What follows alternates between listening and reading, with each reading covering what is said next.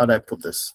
You don't need to have a license in contract administration to be able to practice contract administration. Now, I'm a proponent of having something and not needing it than needing it and not having it, right? While I was trying to get back into architecture, I went to volunteer with another architecture company to understudy them, to learn about the architecture here. You volunteered? Oh yeah, I was going there every day morning. I basically worked with them. I wasn't paid. I wasn't. Would firms allow you do that in this age and time? Say what? Would firms allow you do that in this age and time? Absolutely, absolutely. Because I went there, introduced myself, and said, "Hey, you don't have to pay me. I just want to know what's going on." They gave me some documents to sign, of course, non-disclosure stuff, documents and stuff. And I was there for a month. He wasn't sure if I would be a good fit because I had not done the role before. But if I could do that, that means I'm teachable. And he was willing to teach me, right? So that's how I got into the role. A full disclaimer, you will be busy. Let me give you the numbers typically. So the construction industry is about 7% of Canada's GDP, right? Gross domestic product, which means there's a lot of construction going on, right? For it to get that high. Now, in the construction industry, you probably find maybe 1.5 million, 3 million people in the construction industry. But till date, registered contract administrators are less than 1,000. Off the top of my head, I would say 650, 700, right? And you have construction projects going on every day, right? So you will be tasked, you will be worked, but you will learn, right? As I speak with you in my office, I'm currently on 9 projects. That is way too many for one. Good morning, job. everyone. Can you all hear me? Good morning. We can hear you loud and clear. Awesome. Good afternoon, good evening, wherever you're joining from. It's exciting to finally have this conversation. My name is Oluwatobiloba Babalola, and I started Let's Talk Design with 3 of my colleagues and in 2020, and it's been a pleasure hosting conversations that really advances, knowledge and innovation in the built industry. And today we have an amazing guest. He's also in Canada. I got to know him through my very own colleague, Diego Akiwande, and today we're really excited. I'll just quickly do a run through of his bio. Some of you might have read this online. Just so that we know who we're talking to. Just give me 1 minute. Let me pull this.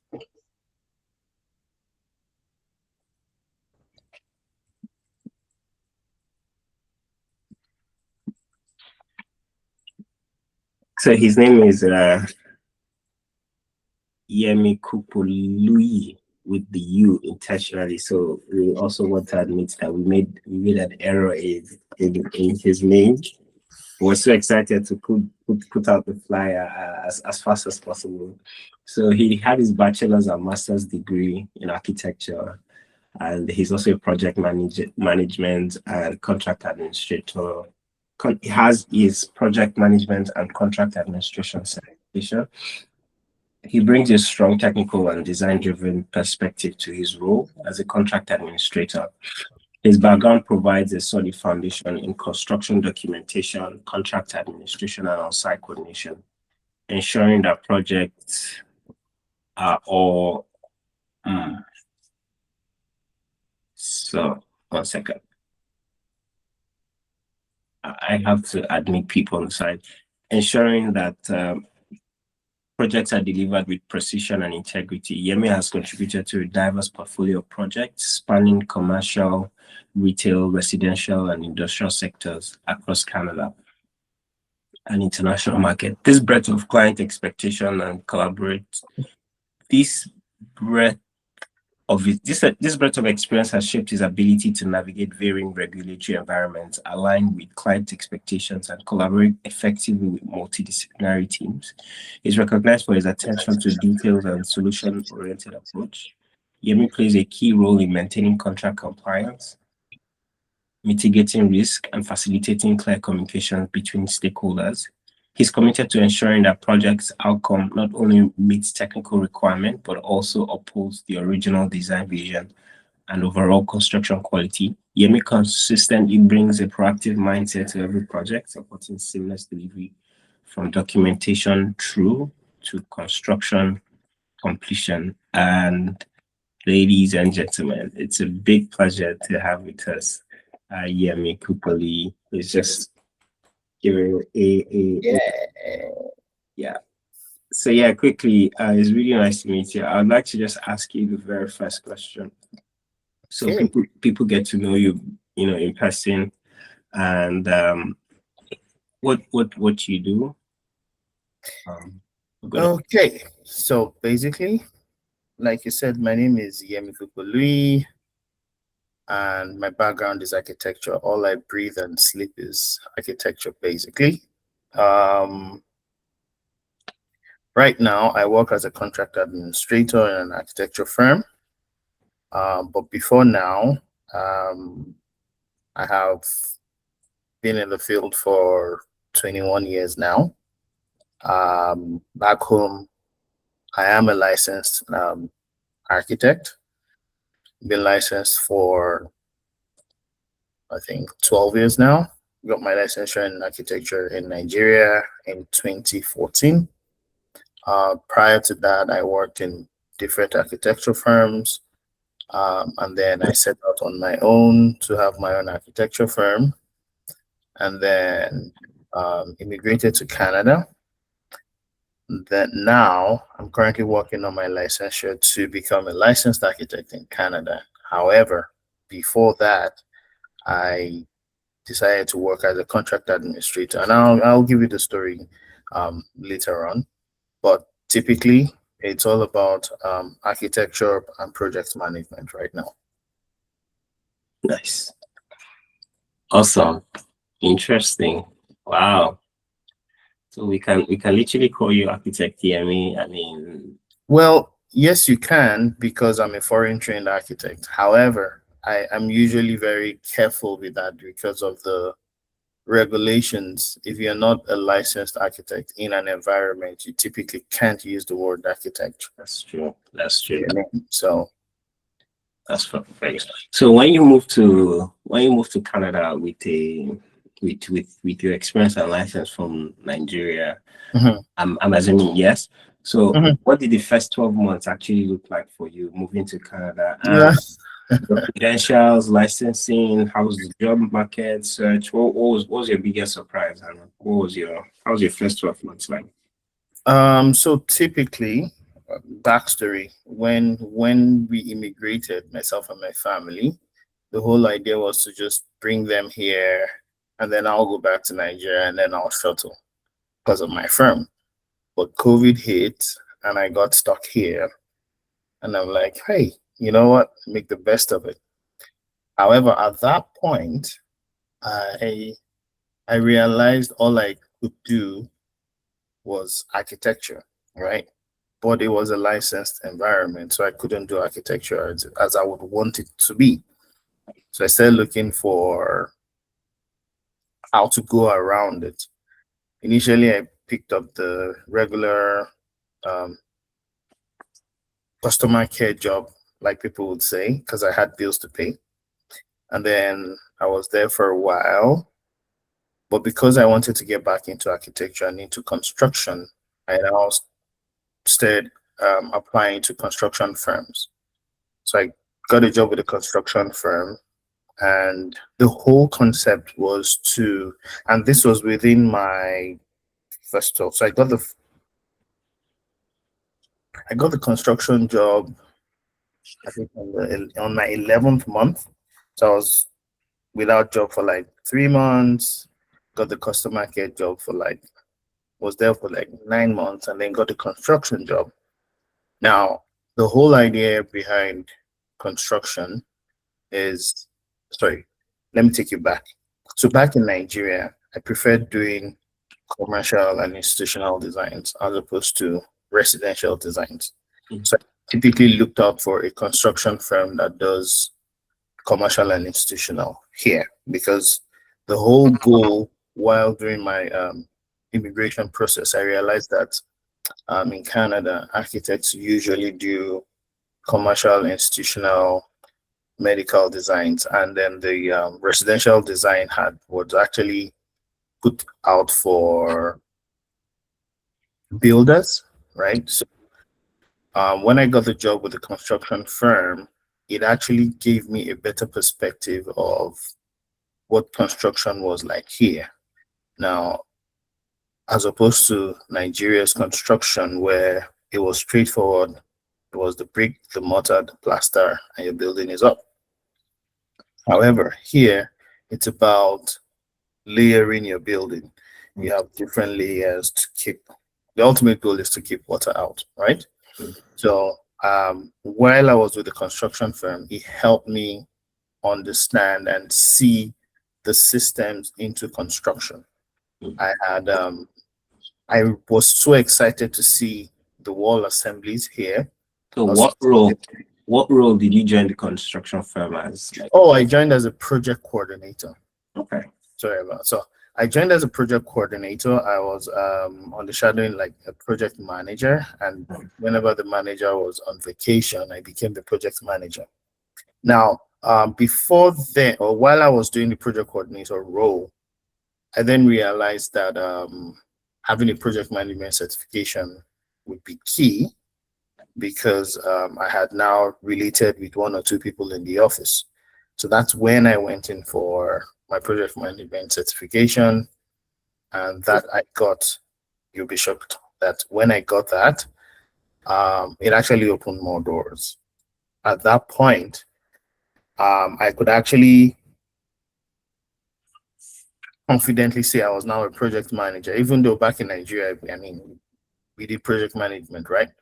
But without the certification, there was really no presentation to what your background was and how you could defend yourself. Now, one thing I've realized here is your certifications actually kind of make up for your background history or your experience, because once you come into Canada, you're not you're not going to have that years of experience here in the Canadian system. So Mm. some of the things that can help you will be that certification, Oh, because once you're certified, it shows that you have some wealth of experience somewhere. nice, nice, nice. That's interesting. So certifications. So you recommend that PMP is a good certification to Oh, have? absolutely, absolutely. Thank you. And this is also to just say thank you to everyone who's joined. Welcome to Contract Administration and Architecture with Yemi Kupoluyi. And my name is Toby, and this is Let's Talk Design. For those who are just joining, Let's Talk Design is a community of professionals in the built industry, and we look forward to having conversations that helps the, that's a good information, good resource, and we look out for especially highlighting people's stories and people's journey and how they can help the younger generation. So thank you for what you shared so far. And we're curious about contract administration. When did you realize that you wanted to actually major into contract administration? So would you say your PMP certification was a good step by step to now being a contract administration? At what point do you realize you needed contract administration? What does it actually open for you? So in fairness, I didn't realize I wanted to do that. While I was with the construction company, like I said, I was a project coordinator, and I was relating with sub trades, subcontractors basically. Okay. And I was not only relating with the subject, I was also relating with the consultants on the other end. So once I get shop drawings, RFIs, and stuff, um, speak with the consultant, and then they get back to me. Now, this particular guy I was working with on the consultant end, he was now the contract administrator. At that point, I didn't know that was his role, um, until we started sharing emails back and forth. And then I'm like, oh, contract administrator, what's this all about? So I went into reviewing that because all I knew was it was on the consultant's end, right? So while I was doing that, I then found out that one of my friends from Nigeria was actually doing the role in contract administration. So I got curious and then I reached out to him to say, hey, what's this all about? And then he started talking me through the whole what contract administration was and how you could harness it, make the best of the situation. Now, I will give you um, I'll give you a brief insight to how I now became a contract administrator. I realized that a contract administrator is caught between the general contractor and the consultant, and it was a good transition for me because I started on the construction end to actually see what's built on site, know what the perfect terminologies are, because you have different terminologies from Nigeria, right? So it's a stopgap before I get back into architecture. It's cut in between. So I had a discussion with him and step updating myself about what is required as a contract administrator. And then I realized that it was actually a very good environment. So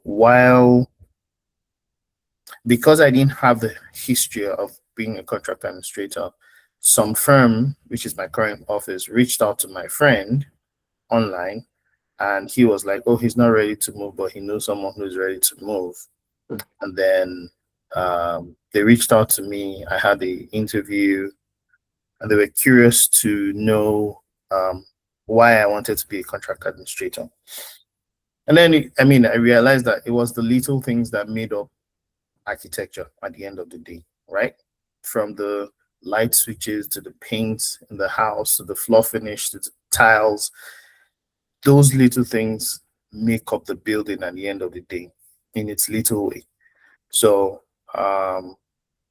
yeah, I started working as a contract administrator after my interview with the organization. This was the same organization I had applied to two different times and I was rejected, right? And they swore that they never saw my resume before. But here I am today. I'm currently with the organization, been there for 2.5 years now. Um, and I can tell you, contract administration, as simple as it sounds, if you're not ready to learn, you would struggle in the location. I'm sure those listening also have like a lot of questions from just the little you shared. Yes. I want to ask in a very simple term, for those who don't even know what contract administration is as a role in the architecture industry or in the general construction industry, what is contract administration in simple terms?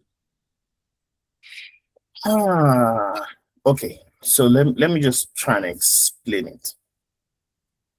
I could define it. I mean, you could, if you go on Google, you definitely see the definition. More like your your a day in the life of Yemi. Yeah. So okay, you know what? On behalf of, I believe to be representing everybody here.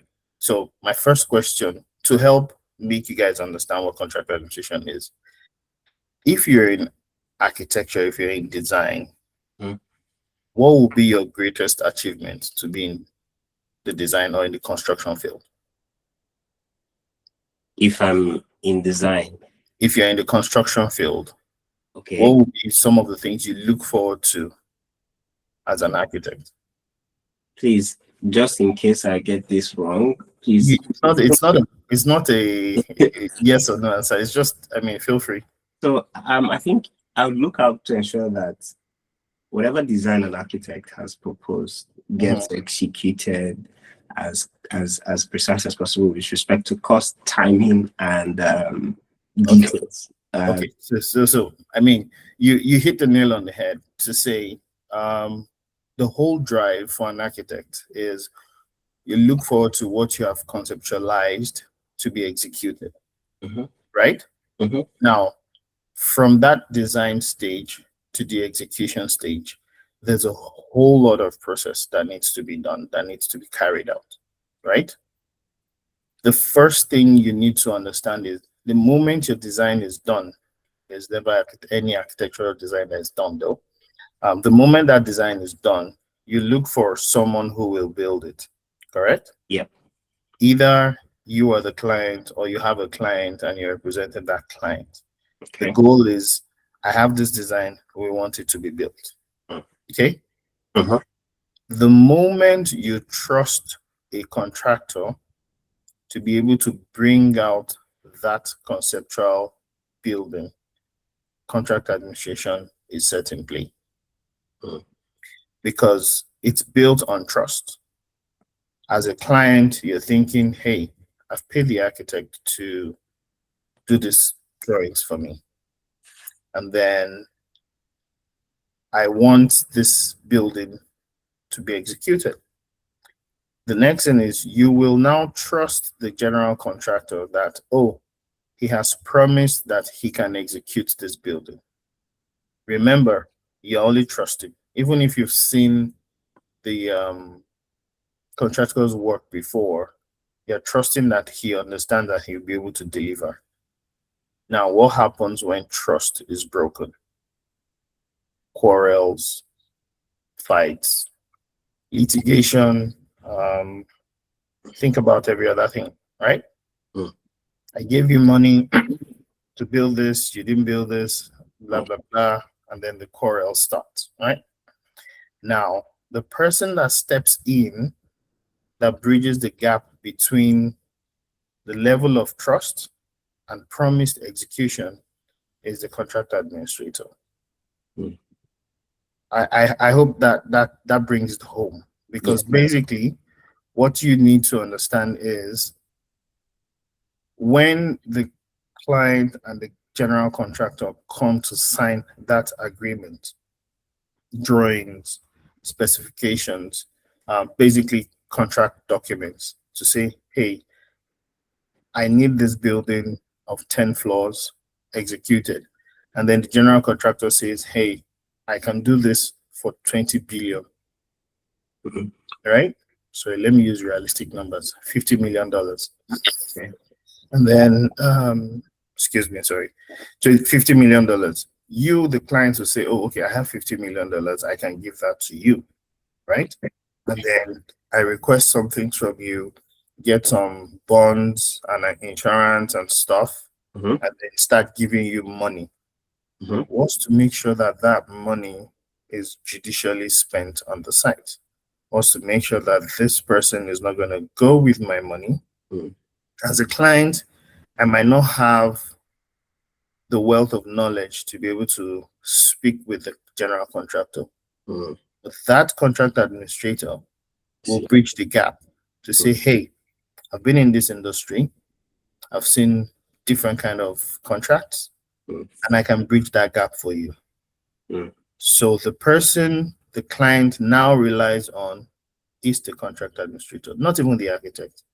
The architect also relies on the contract administrator because in different times we found ourselves doing a design on paper, mm. and then when it gets to the site, everything goes different, Uh, either through excavation or you're finding things on site or you're trying to put up stuff on site and it's actually not working as you have envisaged it or as you have conceptualized it. mm, So the contract administrator comes in to now bridge the gap to say, hey, design team, when you conceptualize this thing, what was the design intent? What were you trying to achieve? mm, Then they speak with you, and then you go back with your own wealth of knowledge now to say, hey, general contractor, this is the whole concept. this cannot be achieved this way. However, if we do ABC, we will still meet the design intent, and then we can make it constructible on site. So have I been able to explain? You've done a very good job. To be honest, I have a better picture of what contract administration is. So I'm curious to also ask you: did you have your contract administration certificate before you joined this firm, Oh or no, I so didn't. it was just the interest and the your past experience that you had that got you a foot in the door with the firm? Yep. And that's why I had initially said if you're not ready to learn every day, you will struggle because you're exposed to a million and one things. When it comes to administration, it's um it's a field, or it's a profession with different moving parts. It's a dynamic field. It's not one project is different from No, another project. absolutely. And you have to also be able to make decisions spontaneously, professionally Absolutely. yeah, Risk to that project. decisions that might be financially implicated, right? So you have to be at the top of your game to ensure that, I mean, you will come across different things that you have never seen before. Mm, And I think the patience to first tell yourself, okay, this is a new one, mm. and then go learn about it, and then come and provide the best possible solution to it. So you're always learning. I'm amazing. And let me also, state this that one of the challenging uh, things I've noticed, especially for architects or professionals in the built industry who like migrate from another country Mhm, to Canada, where it's a very structured and organized system. mhm, Getting a role as a mainstream architect can be challenging, and especially if you don't have a Canadian certificate or a Canadian education or even a mhm, Canadian experience. mhm. So these are some of the realities that exist in the industry. So How where did they does where how does did they where go about that? does yeah, where does contract administration as a because to be honest, is it how do we start to build a career even with a background in architecture or civil or any other, and then leverage the path through contract administration towards licensure and all of that? Okay, so great question. In general, contract administration is not a certified, how do I put this? You don't need to have a license in contract administration to be able to practice contract administration, Oh, right? Basically, what you need is the wealth of knowledge. I mean, as someone into construction, you typically know that when projects start, it definitely starts from either the design stage and it ends on the day you hand over the building, right? Well, typically not the day you hand over the building, but some months after you've handed over the building, right? Um, the whole idea is it's a field that you can find yourself practicing in without licensure. mm, However, would it be great to have that certification? Absolutely. mm, Recently, I saw a job opening with the government of um, Alberta for a senior project manager role. And mm, one of the key requirements is to have a contract administration certification. mm, Now, I'm a proponent of having something and not needing it than needing it and not having it, right? mm. So when I found myself in there as a contract administrator, I went in to get the certification because, hey, you never know when it will be required, right? Actually, Like I said, I started working before I got the certification. And I think what actually helped me to get that role was because while I was trying to get back into architecture, I went to volunteer with another architecture company mm. to understudy them, to learn about the architecture here. You volunteered. Oh yeah, I was going there every day morning. I basically worked with them. I wasn't paid. I wasn't. When did allow you do that in this age and time? You said Because what? would firms allow you to do that in this age? Absolutely, absolutely. Because I went there, introduced myself, and said, "Hey, you don't have to pay me. I just want to know what's going on." They gave me some documents to sign, of course, non-disclosure stuff, documents and stuff. And I was there for a month. Wow. I was going in judiciously every day. Um, by the time I was done, I felt I had a knowledge so far because it was different from the Nigerian system, right? Sure. So when I got that out of the way, he now pointed me into things I needed to know. Mm, And I had that on my resume. mm, So by the time I was interviewing with this firm where I currently work, and they saw that, they're like, "Why did you do that?" I'm like, "I know architecture is going to be different, mm. but how else would I learn if I don't go in, volunteer, do everything?" I I think think at that point, that was what sold me to them. yes. Because when I started working, Mm, there was one day I spoke with my boss. I'm like, "What exactly ticked me off?" He was like, he wasn't sure if I'll be a good fit because I had not done the role before. mm, But if I could do that, that means I'm teachable. And he was willing to teach me, right? mm, So that's how I got into the role. mm.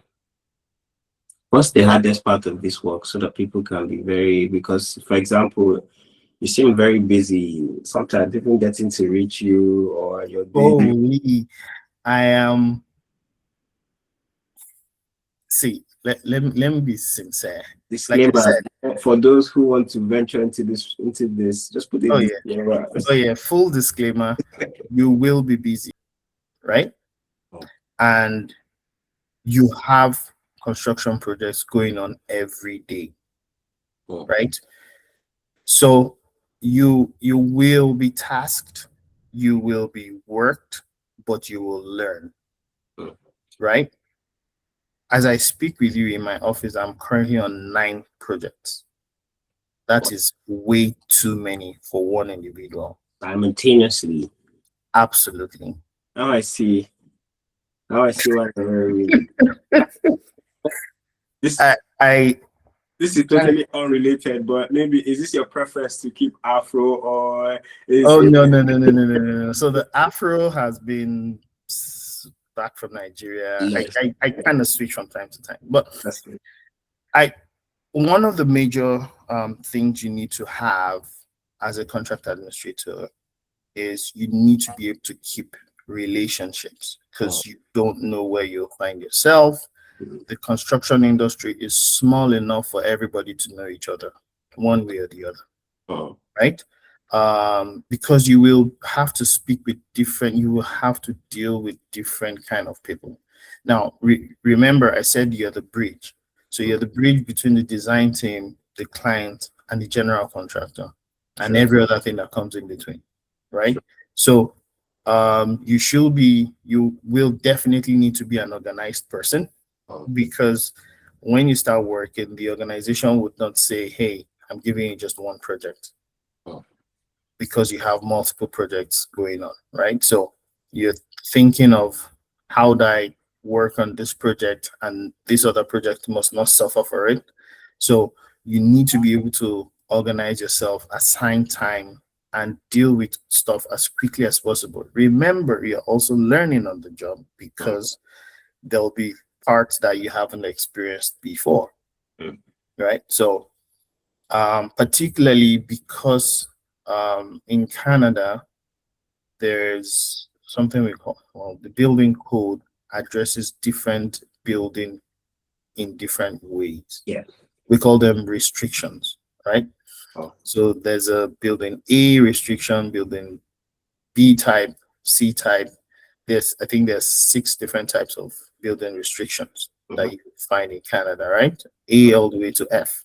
mm-hmm. So depending on the kind of building that you're working on, you need to be versatile with those restrictions. You Wow. will not know it 100%. So you're Let's constantly making reference to the building code for each project you're working on to ensure that absolutely, contractor is because completed. because you also need to be able to provide proper guidance. Now, like I said, you won't know everything. You True. can always reach out to people to say, hey, this is what I'm faced with. What do you think? What's your, you can also sit down with the design team because the design team would have done majority of the code related aspects Mm. because when they're putting up the design, It they costs will more. consult code more. Mm. However, you the contract administrator also need to be versatile because when you find yourself doing some things Oh, on site, you can refer to the code that, oh, code requires this. I see. So how do we do this? Because if you're making any change on site, you need to understand the essence of the change. Okay. I'll give you an example.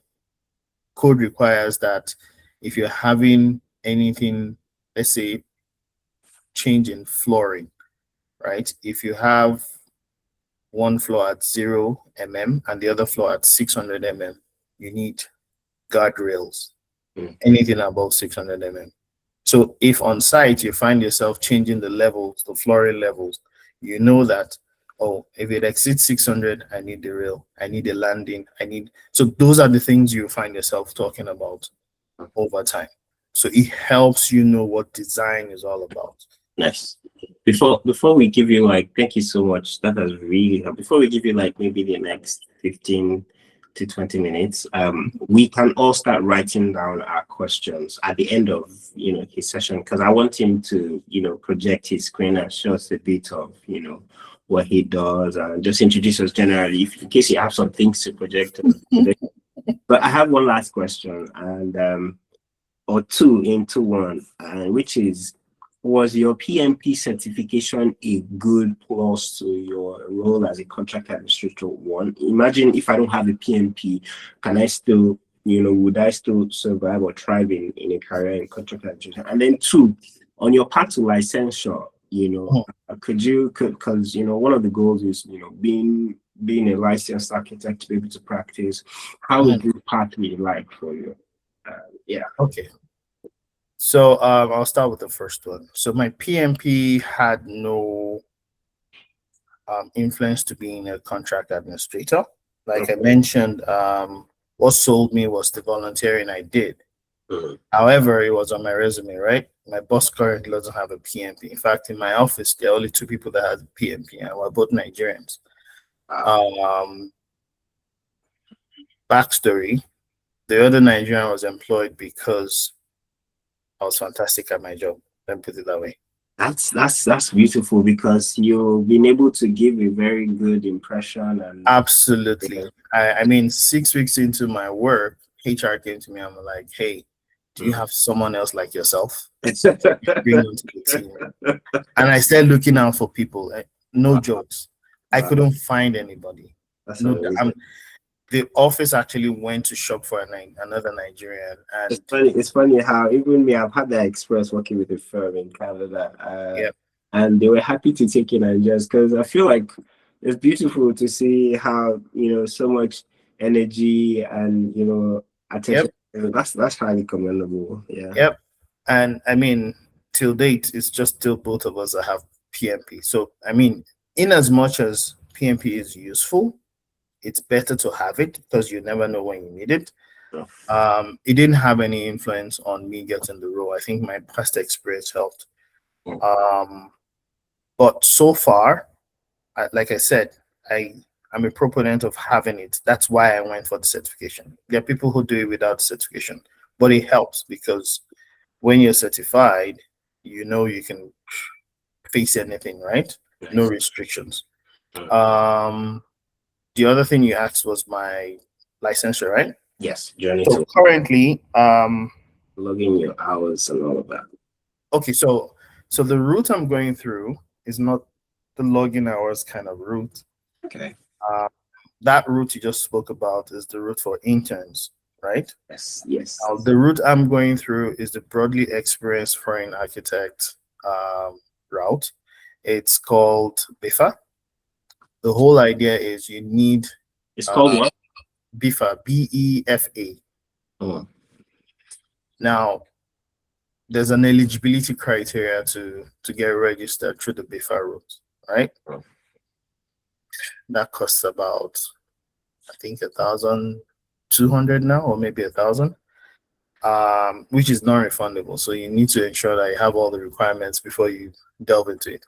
But bottom line is you need to have been registered in your home country for at least 7 years for you to be able to do that, which a lot of people don't have. So I that's the route I'm trying to go through. It's tedious because you don't have to do a report on your past project in Nigeria. I mean, it's in three stages. Stage one is the eligibility, stage two is report writing, and stage three is interview. I'm currently on stage two. I'm trying to put my reports together, but in fairness, by the time I get home, I don't want to see any screen. I don't want to. I'm just, I'm like, you know what, taking a break. So I try to find myself writing that report. I've been on that report for, I would say, 9 months now. And you have a 12-month window to write that report. So I need to get going. I have 3 months to go, basically. But I mean, the whole idea is write the report. And this report also includes some Canadian experience in it. So you do that, your home country, your Canadian experience, submit it to them. They understand that you have the basics of architecture, you've experienced it here, and then you can proceed to the oral interview. And after that one, you become a licensed architect. It sounds very straightforward, but trust. I know, I know. Thank you so much for sharing. I mean, I'm aware about BIFA now for like, I know there are other people who, they've been licensed, in their home country and they're Mhm. looking forward to transitioning, which is Absolutely. a very good resource to actually explore. So Yep. do you have anything to project or to share with us outside of all of these questions that we've shared? At the moment, no, because of client privileges. But I'm willing to take on questions. While everybody's putting on their question, I'll just give like a basic rundown of what you might be exposed to as a contract administrator, Okay. right? The whole idea is you're trying to mitigate risk of abandoned projects or incomplete projects, right? Um, you're ensuring money is paid when due. You're ensuring documents are properly um, put together because, hey, you're working towards the risk of litigation at the end of the day. You want to be sure that if it falls into litigation, your documentation was properly done at the right time in the right places, right? Referenced so that any you're not in any trouble. Let me put it that way, right? Sure. So, and at this point, I will, if people are okay to chat, are you conversant with what they call submittals, requests for information, change orders, certificate of payments? These are things that you're dealing with every single day, Mm. um, aside emails. Yeah. Speaking of which, this week I had a workshop drawing sent in for one of our projects at the office. Mhm. And it was called a submitter, and Yep. because Yep. I done the design earlier, and then we Mhm. sent it to the contractor or the vendor or the mail worker to like Mhm. do their own version of their drawings, and then they sent it in. Mhm. And then I was Correct. supposed to like mark up and see, if everything they've done in the drawing matches what we've Absolutely. done in the in our original design that we did. So I Yep. think that's called submit house. So we had to like mark up, do lots of red markups and everything. So yeah. Mhm. And Mhm. certificate of payment, I think I've heard a bit about that. Is like how you issue money periodically, with the Yep. client and Yep. Based on progress of work on yeah. site. Have you also heard about specifications? Not exactly. Okay. So specification is one of the tender documents. So let me just run you through the process. At conceptualization of a design, the architect starts, does the design, meets with the client, gets all the necessary brief information, puts up the design, produces a construction drawing. Now, the moment construction drawings are done, the project goes into tender. This is when they're now opening to general contractors to come and apply and see, bid for the job. You win the job, you get paid, you build the job. That's where the contract administrator comes in, right? Mm. Because during tender, you're understanding what this person is billing for this project, and then you, the contract administrator, need to get the background information of that project to say, hey, what's design intent? What are we planning to meet here? You do all that, you get acquainted with the project, and then you take it up. By that time, you already know the numbers. You're trying to clarify what kind of contract is being signed. There's something called the CCDC, Canadian Construction Documentation, or something like that. I can't remember the full meaning. You see, once you say CCDC, everybody knows. And there are 1,000,001 CCDC numbers that, so I mean, the contracts differ from time to time, right? So you need to be knowledgeable of those. At that point, you identify which of the CCDCs are being applied to what type of contract it is. Is it build, operate, and transfer? Is it design and build? Is it steep sum? Once you identify that, then you can set things rolling. You probably go to your platform, your administrative platform, and start setting up the project so that when documentation start coming in, you're not searching for it later down the line. I talked about submittals earlier on. These are shop drawings to ensure that the person who's going to build this understands the design intent, and then they'll now start taking dimensions. Let's take, for instance, you talked about the kitchen millwork, right? Or millwork in general. You know how you have your cabinet in the kitchen, and then everybody wants it, maybe one door here, one shelf here. The person who produced that drawing would actually go and sit down, look at the space the architect provided, and then make the best of the situation. And then you now refer, when you now send it in to the consultant, it comes to my table.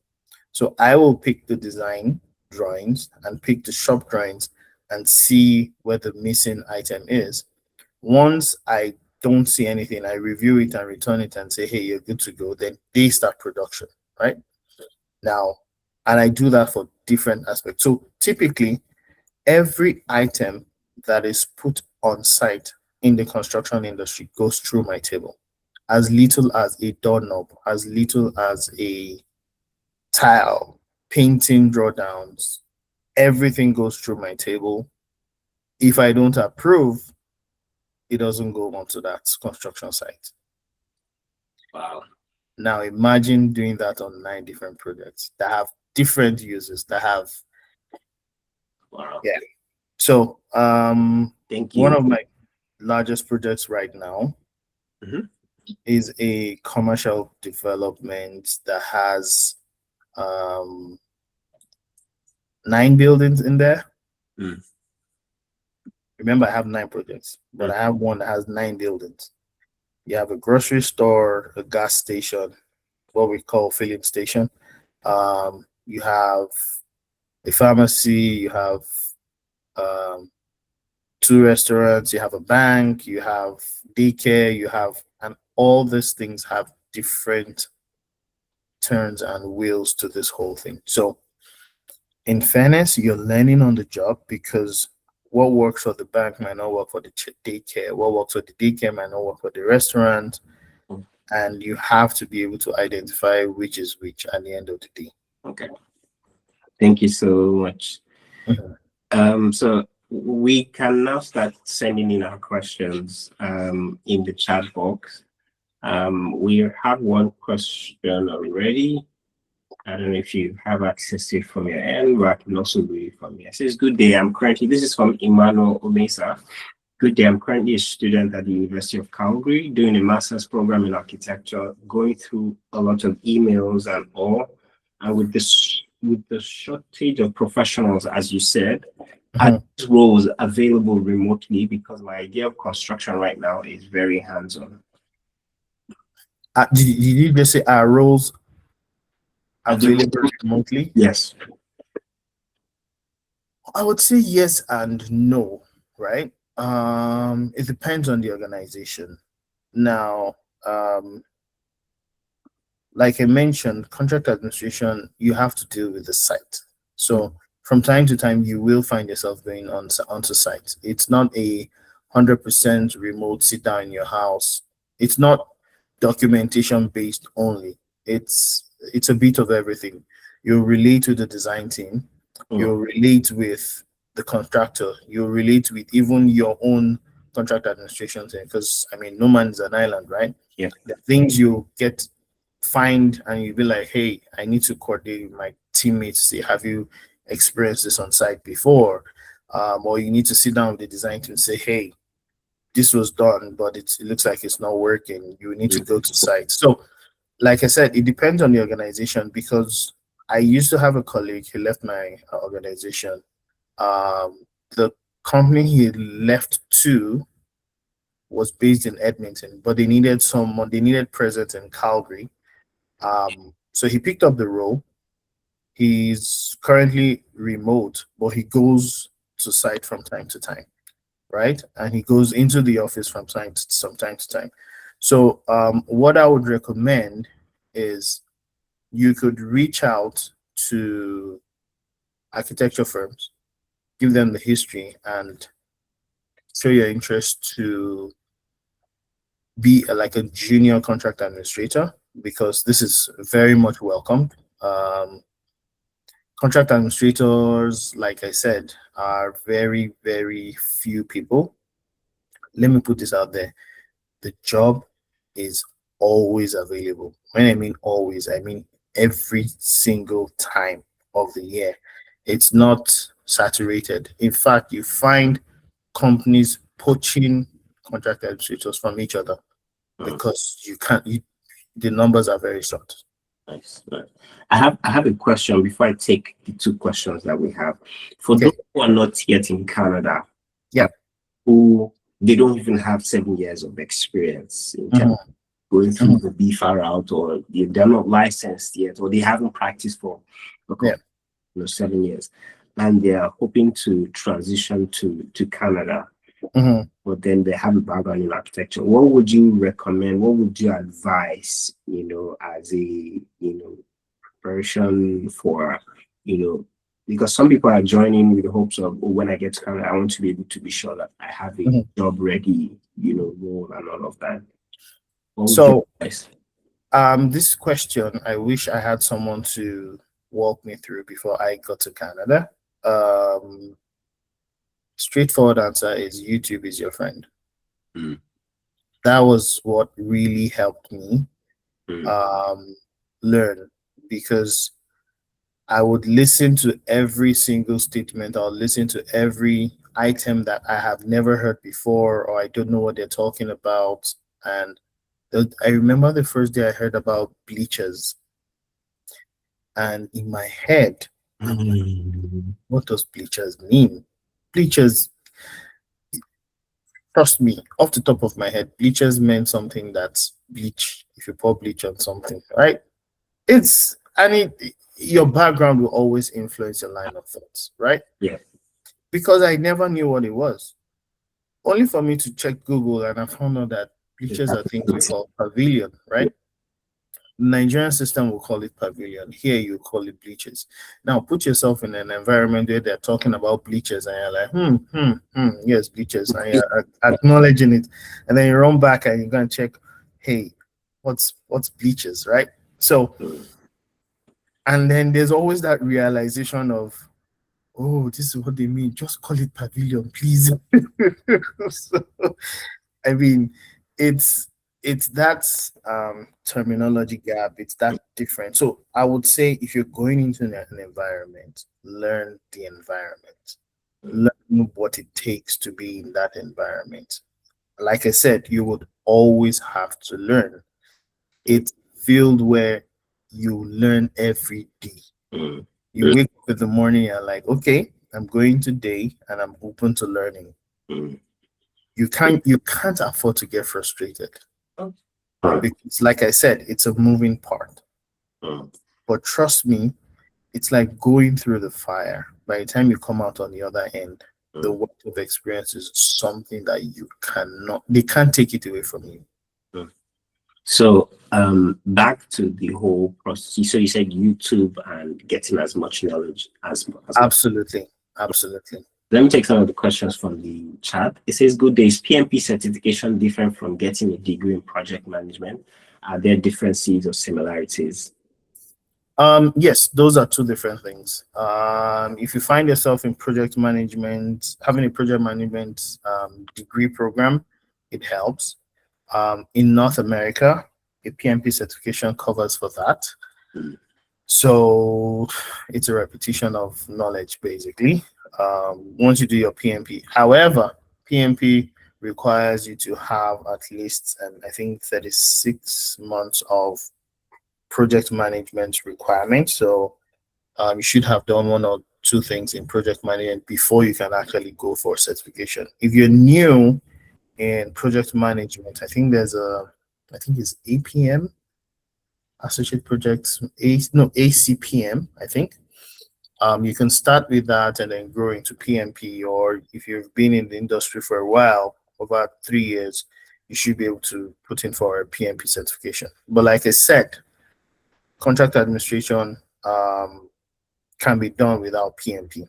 Okay. Okay. However, when I was trying to renew my PMP certification, right, my licensure in PMP, my training for contract administration gave me 30 PDU points for um, PMP. So they're both complementary, but they can also exist in isolation.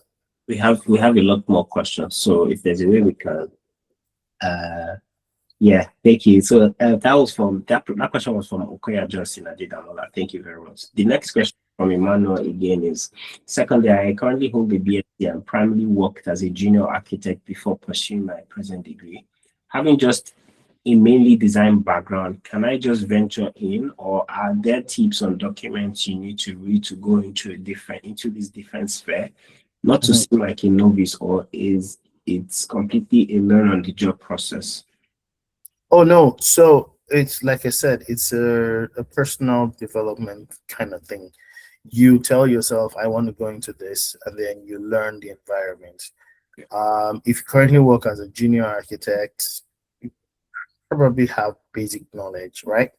And you will definitely grow into um, the world of knowledge.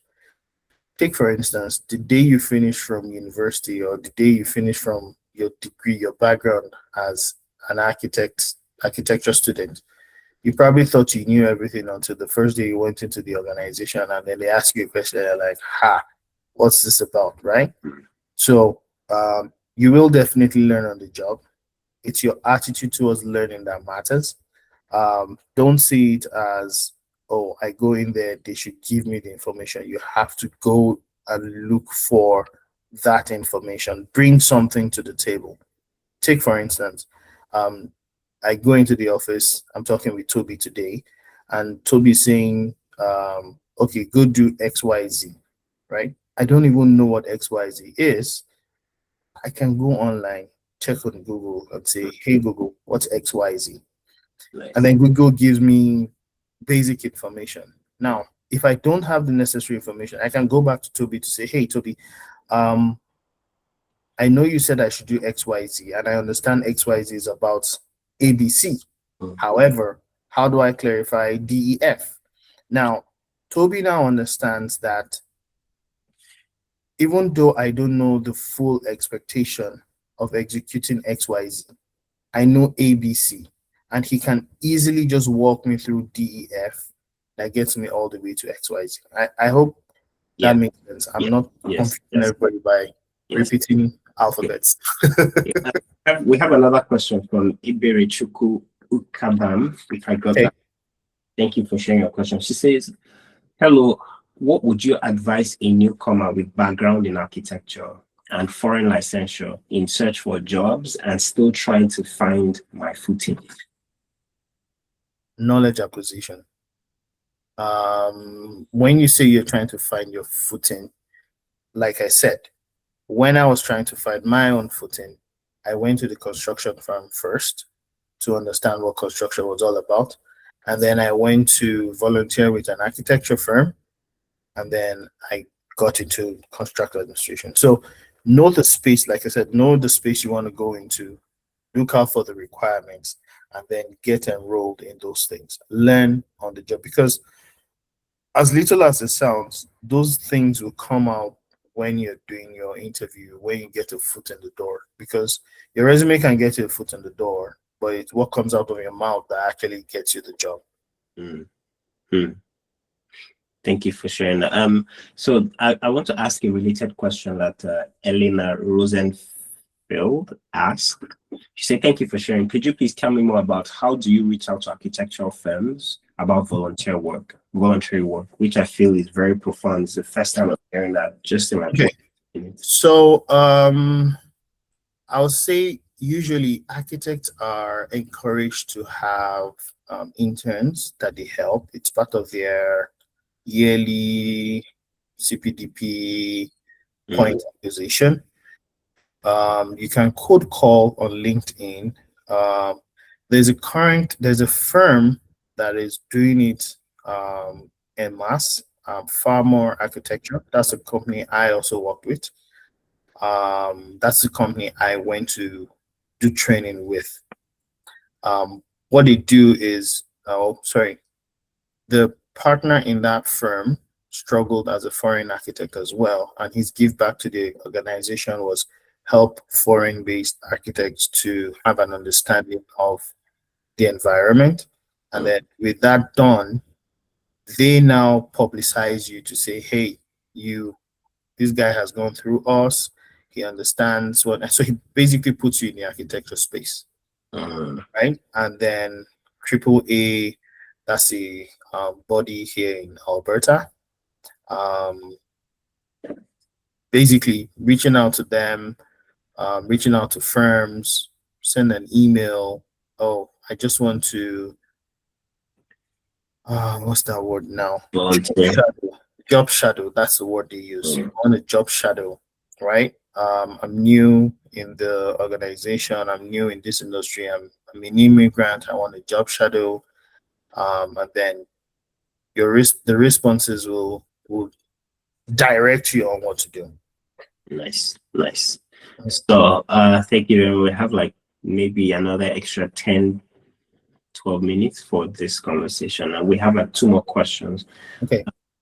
Can you share your experience on how you manage relationships with trade when you realize they are doing something outside the contract document? For example, accuracy may reduce because of the technical complexity of the project. And the office says the work does not meet the acceptable standard. Honestly, achieving that level of precision requires a significant amount of time. Not that it is impossible or it's difficult within the given conditions. How do you usually manage situations like this? So first things first, and I'll share a story. This happened like 2, 3 days ago.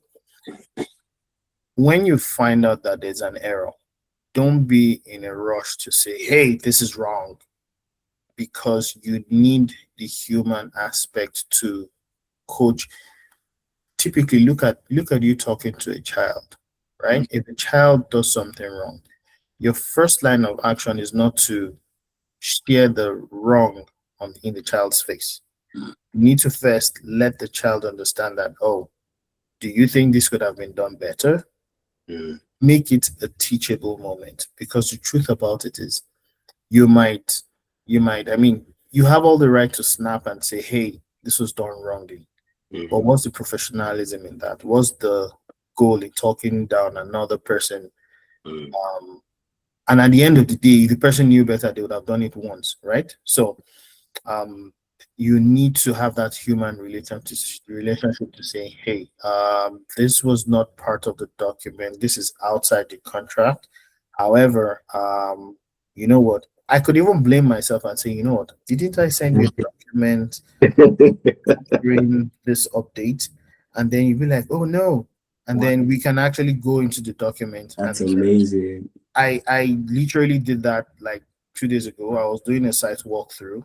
I got onto site. I saw them putting a wall at the wrong location.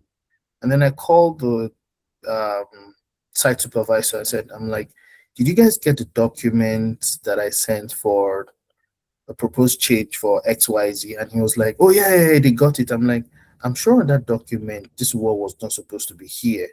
Now, at that point, that was intelligence to say, if you Mm. didn't get the document, that's on me. But if you got the document, you should be wise enough to know that that document that this wall should be here, right? So we went through the document, and he was like, "Oh, this was a No, right. misinformation," and then he were like, "Oh, we'll correct it." You At know, that point, they will correct it at no cost mm. because it's on them. But if I had said, no, no, no, no, no, this wall is not meant to be, and they bring out an old document, and I now find out that I was the one who did send up the new document, Mm. how would that look like? Right? So, I think generally speaking, Canada as a country has really opened me up to being very polite, very oh, you have to be, considerate. the truth is, you have to be polite. Mm. You have to be polite. You cannot deal with um grudge. You can't, like I said, you don't know where the next person, you don't know when you meet the next person. So you have the human capital Mm. is something you cannot overlook. Now, where does humor come into play? Because humor is another thing that also helps in making situations like that relationship. How Yep. do you manage, making things, passing information is such a very, very, professional. Then, humor as a strategy, and I how you think I balance. think humor wise, humor only comes in after you've built in a relationship. That's true. True. I you can't I can't come to you, except I'm a stand-up comedian. I can't come to you and want to share anything in a humorous way, and you take me Very serious. look like very serious, because the relationship we have built is Mm. probably a friendly one or a strictly corporate one or a strictly semi-formal one, Yeah. right? So that now depends on, like, when I was working on site 2 days ago, I have a relationship with the guy, but it's strictly corporate. I won't throw in humor on there. Mm. Over time, when you have now spoken with one or two people or repetitively, you Mm. guys can now start building, and then jokes will start coming in, humor starts coming in. And when that is done, you don't go back to corporate, right? You Mm. progress from corporate into semi-formal, and then progress into humor, and then But what informal. happens when humor starts to become too much and Oh, you you have to know the lines, right? You don't exceed it, because hey, when it comes to litigation, there's no humor in litigation. Someone has to suffer. Someone's going to pay, right? And nobody wants to part with money that doesn't come Mm. with. Um, I mean, if at the end of the day you have to pay an extra $1 million, you're going to cry, right? That it won't be funny at that point. So you need to draw a line. You need to know when you are humorous. You need to know when you are stern, because the truth about it is you will have all the emotions. I think they said there are 7 emotions in life, right? You will express all those 7 emotions on site. You pull your hair. I have full hair. You pull it and you're like, Jesus, what is Do going you on? wear helmet on site? Absolutely. What helmet? My hair gets scattered whenever I go to site, and I finish and I comb it again and I walk away and I like on to the next one, right? So Nice. it is what it is. If we have one last question and then Okay. we'll wrap it up. This is from Farouk Adekola.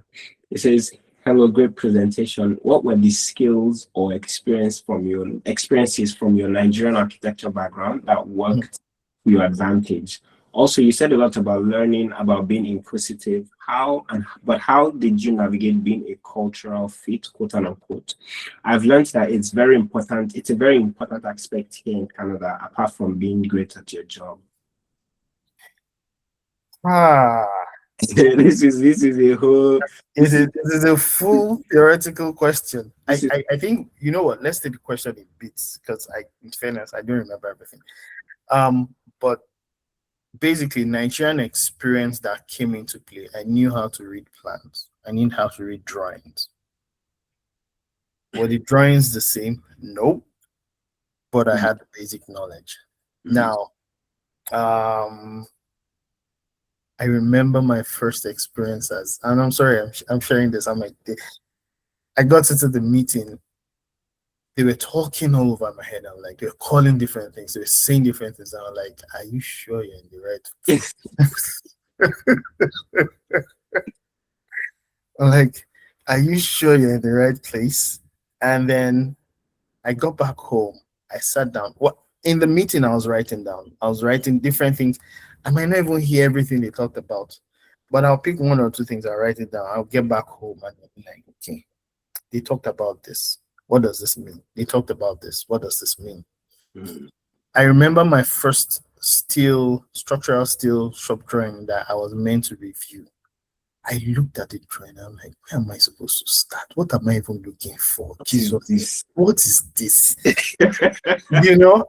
And um, I just I told myself, I'm like, I put myself in this. So I went online and I just Googled. I'm like, if I'm reviewing a structural steel structure, what am I looking out for? And people just pointed out, make sure that your dimensions are right, make sure your details are right, make sure this, make sure this, make sure that. And then I did all that and returned that shop drawing with God, it is in your hands.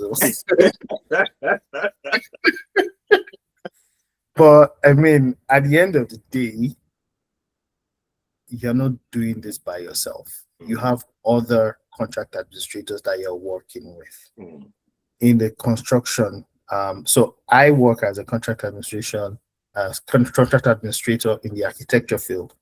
You have a contract administrator in structural, electrical, mechanical, all these fields, and you can actually just call each one of them to say, "Hey, mm, have you reviewed the structural shop drawing? Is it okay?" mm, There are some things that I don't review. mm, Once it is a document that comes in for mechanical, I send it to the mechanical consultant. They would review. Once they review, if there's no reference to any architecture information, I can return that document and say, hey, it's been reviewed by the mechanical consultant. That's mm, fine. It's the one that has to do with architecture that I'm saying, But are there some that you need to collaborate with other people? Yes, they will have to review first, and then you would have to review and then send it back. But for every review you do, you're putting a stamp on there. You're saying nice. this document has gone through me. So you're putting yourself out there, right? At the end of the day, before you put out that stamp there and that signature, make sure you go through that document, even if it is the first page, even if it's the second page, whatever it is, because you can be called upon to say, when you reviewed this, what were you looking out for, Yeah. right? So, In sorry, terms what are the other parts of the question? the I think that particular question, I'm not sure if you'll be able to answer it because it's very bulky in terms of cultural fit, you Mhm. learning and being inquisitive. How did you navigate being a cultural fit? His lens that is a very important aspect here in Canada, apart from being great at your job. Like, Oh, yeah. Well, I mean, cultural fit has to talk about your emotional intelligence, right? Get into a room, don't be the first to speak. Get into a room, listen first, mm, assess what's going on. Don't put the light on you and expect that you would shine. No, go there, keep quiet, listen. When they talk, pick one or two things, build on it. mm, Do I still find myself in environments like that? Yes. Thursday we had a social event in the office. I'm one of the social committee members, right? mm, Put myself out there because I want to learn, get involved, mm. right? They were talking about golf. I've played golf once in my life. Never heard about golf. But I stopped there and I'm like, oh. When they were talking, when they laughed, I smiled because I would not look stupid. I don't know if it's supposed to be heavy laugh or I just smiled. But at the end of the day, what was my takeaway? There's 19 hole, there's 18 hole in golf, there's 9 hole in golf. Those are Mm, the things you get to know. Tomorrow, if that discussion comes up, I will have something to say. Nice, nice, Right. nice. So on just understand the environment and then know what to do. That's what I'll say. Thank you very, very much. I think we've come to the end of this question, and then there's one last question, and that leads me to um, any training opportunities on being a contractor, a Contract administrator.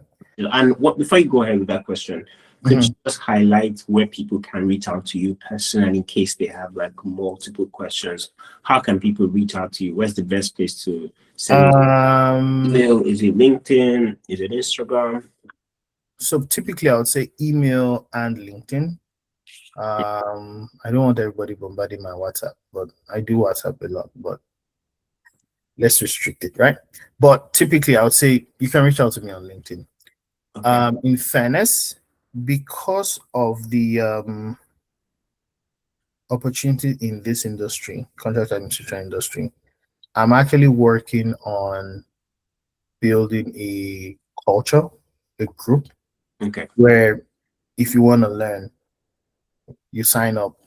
It comes at a fee, but it exposes you to what you will be having through the whole system, right? Because and what has led to this is the opportunity that is out there. I till date it hurts me that my organization came to me to say, hey, do you have someone else that you can bring? And I couldn't produce one person. Mhm. And the opportunities are out there. I see. Um, for the role of contract administrator, the job probably you get a contract administrator job today, your paycheck is probably about 70K and it goes up, Mhm. right? Recently, I just tested the market. I looked at an opening, I applied, I got the job and I turned it down just because I wanted to see that I was still relevant in the market, right? But if these jobs are out there, people need to take them. We need to be able to build an industry for ourselves and build this opportunity to say, because there are people who are looking for these opportunities and they've not been able to find, right? Mhm. But if you get into the office system, what is expected of you? What are you supposed to be doing? How do you go about one or two things that will help you back that job and excel at it over time? These are the kind of things I'm working on. Um, Is there a link to sign up or like be interested or waiting list for those who want to be part of this? there is. I don't know if I can share that here now. Um, Yeah, you can take your time, but like I yeah, just would like to yeah, invite sure. If one of if anyone reaches out to me on LinkedIn, I can share that. It's like a my back, like the QR code, scan, sign up, and then when things go, it'll help people get knowledge as required. okay. Yeah. So I'd just like to invite um one of my partners, Let's Talk Design, to just Okay. give general um feedback, overview, and what Let's Talk Design is about, what we have planned, lined up.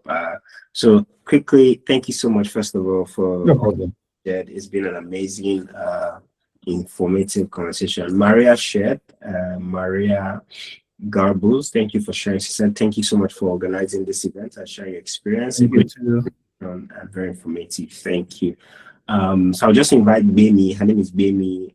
Like I said, Desktop design is a team effort. There's a team of four, having informative conversations like this, and we're really happy. So I just like maybe speak one or two things and share. Yeah. Okay. Yemi has also been a host of past conversation sessions. Fantastic.